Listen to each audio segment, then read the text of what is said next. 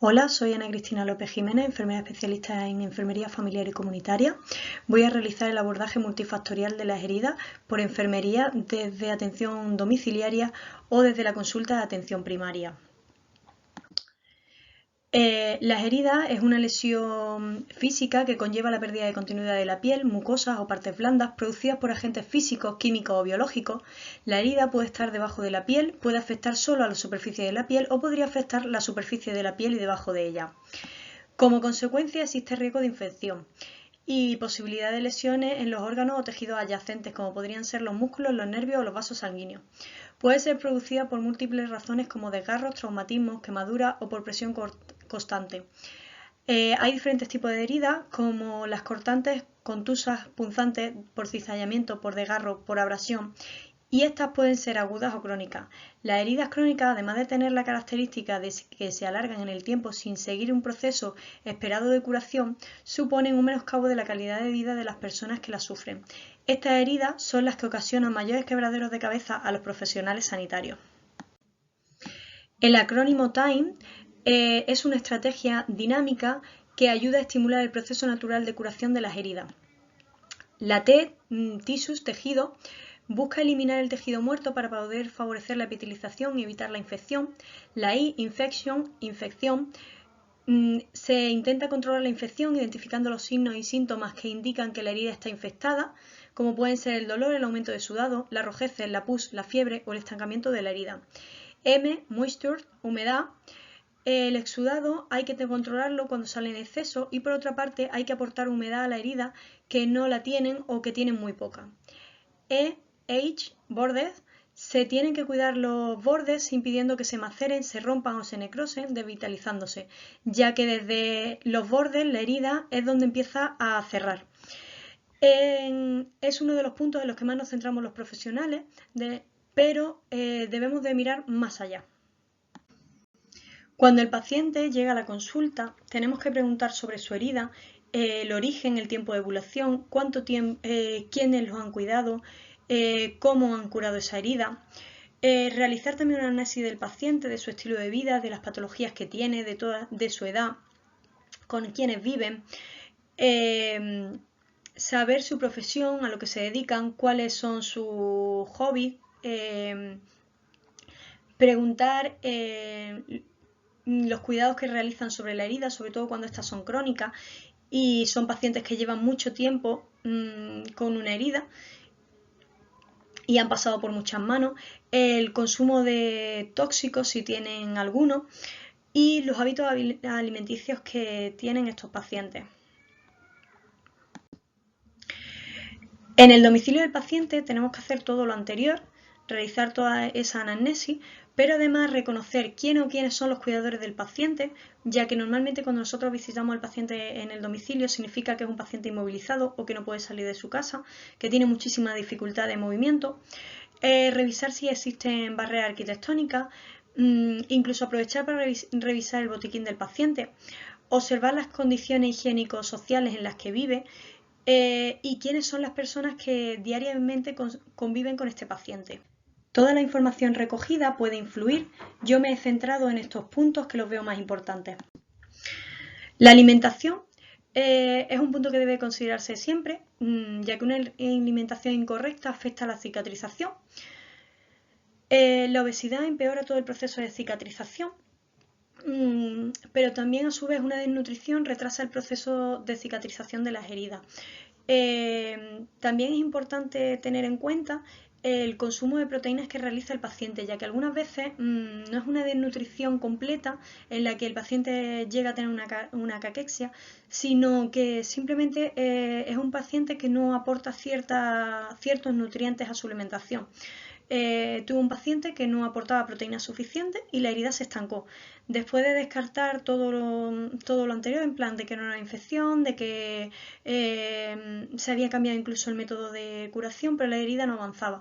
Finalmente, preguntándole al paciente y a su mujer, que era su cuidadora principal, descubrimos que el paciente apenas consumía proteínas en el día. Entonces, no podemos esperar que se regenere ese tejido si no hay con qué regenerarlo.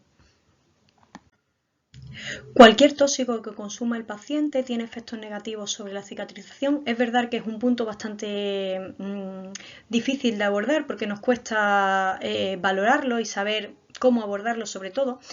En estos casos no nos tiene que dar miedo decirle al paciente que debe de retirarlo o si no es posible porque no puede deshacerse de ello en su totalidad, reducirlo el tiempo necesario para curar la herida. El alcohol, las drogas, el tabaco, todo esto sabemos que tienen unos efectos muy negativos. Yo tuve el caso de una paciente que consiguió reducir el número de cigarrillos diarios y de esta manera redujo el tejido de facelo en la herida y tuvo una mejor vascularización de esta, consiguiendo que cicatrizara. Las presiones en la herida es una cosa que hay que tener en cuenta ya que impiden una correcta vascularización de la zona. Hay que valorar si existe algún punto de presión, ya que una presión constante puede acabar generando úlceras por presión, como todos sabemos. Hay que proteger la piel que pueda ser propensa a aparecer lesiones. Movilizar al paciente, sobre todo si es un paciente encamado, indicarle al cuidador que realice cambios posturales de forma frecuente e hidratar toda la piel. En este caso, el paciente que se ve era un paciente que dormía boca abajo y que ejercía presión sobre la zona tibial. Incluso se le ve marcada todo el apósito. Se le indicó que aliviara esta presión y mejoró la curación de la herida. Las enfermedades concomitantes también hay que tenerlas bastante en cuenta. La diabetes, como todos sabemos, es una enfermedad que puede producir heridas que el paciente ni siquiera se dé cuenta hasta que estén en puntos bastante avanzados. Además de que los picos de glucemia altos impiden la cicatrización. La enfermedad vascular o el linfedema también son enfermedades que pueden dificultar muchísimo una curación e incluso que aparezcan heridas nuevas. O que las que existan se compliquen.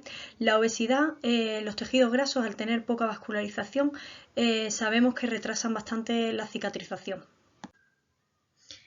La profesión del paciente es algo que tenemos que tener en cuenta antes de decidir el tratamiento a seguir con las heridas. Yo directamente le preguntaría si va a estar de baja o si pretende seguir trabajando, ya que por ejemplo pacientes como son los autónomos intentan estar de baja el mínimo tiempo posible. Las amas de casa son otros pacientes que muchas veces no consideran que trabajan cuando en realidad mueven grandes pesos. Todo esto es porque como no es un trabajo remunerado no lo tienen en cuenta. Además es un trabajo diario. Después todo el que se dedique al tema de agricultura o ganadería es otro paciente que yo tendría en cuenta porque por las características de su trabajo tienen un gran riesgo de infección. La higiene de la herida es otro de los puntos que tenemos que tener en cuenta y que debemos de explicarle al paciente para que lo realice de forma correcta.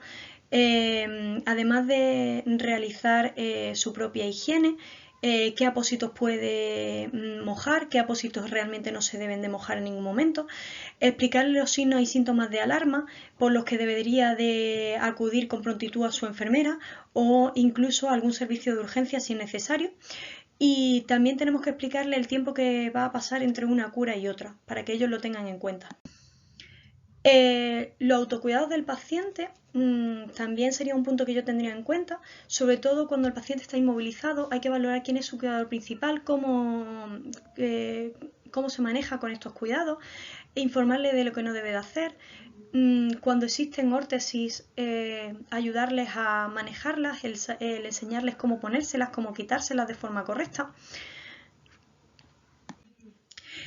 Cuando acudimos a los domicilios de los pacientes que están inmovilizados y no pueden acudir a nuestra consulta, no solo valoramos lo que ellos nos cuentan, sino que también vemos cómo viven, sus condiciones higiénico-sociales, si podrían incluso necesitar la ayuda de un trabajador social porque viven solos o porque viven en unas malas condiciones. También podemos valorar cómo se manejan con el botiquín, viendo qué medicamentos toman y cómo los toman, cuándo. También valorar si tienen cuidadores y si esos cuidadores se manejan bien con las heridas, con los cuidados del paciente, con su medicación. A la vez también podemos ver si conviven con animales, con alguna mascota y cómo son algunas habitaciones clave como podrían ser la cocina o el baño. que podrían presentar ciertos problemas arquitectónicos. Cada herida tiene su propia historia, descúbrela. Muchas gracias.